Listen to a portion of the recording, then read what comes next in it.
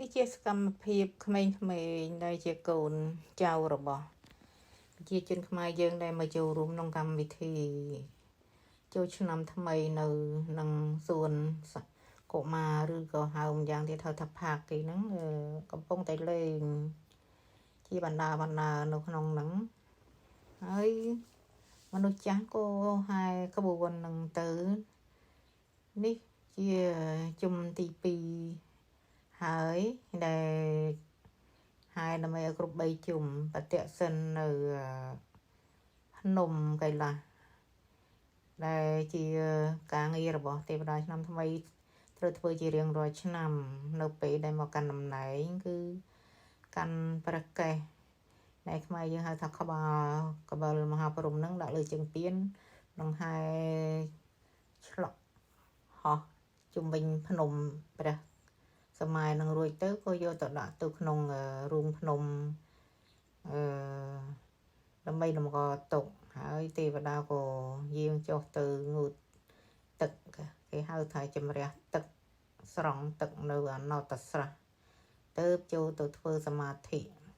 កាន់សិលក្នុងកំណត់ថ្ងៃនោះដើម្បីជាការចូលឆ្នាំថ្មីរបស់យើងនឹងគឺជាទំនៀមទម្លាប់របស់ទេវតាឆ្នាំថ្មីធ្វើជារៀងរាល់ដងហើយខាងយើងនេះហ្នឹងក៏យើងធ្វើអញ្ចឹងដែរមនុស្សលោកយើងនឹងធ្វើពិធីចូលឆ្នាំអញ្ចឹង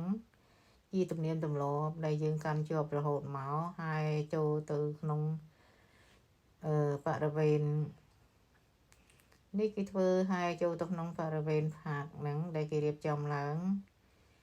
ក្នុងកម្មវិធីចូលឆ្នាំហ្នឹងនៅស្រុកអាមេរិកការចូលឆ្នាំមិនមែនចូលតែ3ថ្ងៃចាប់លេខស្រុកខ្មែរយើងទេចូលយូរចូលគ្រប់កន្លែងដូចថា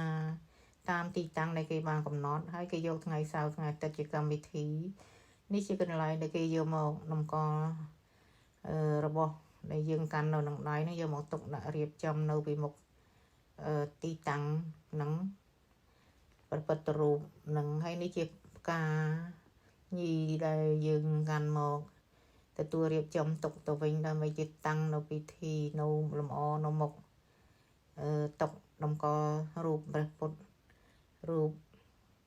ជាទីសក្ការៈនៃទេវតាឆ្នាំថ្មីហ្នឹងមាននេះជាឈ្មោះ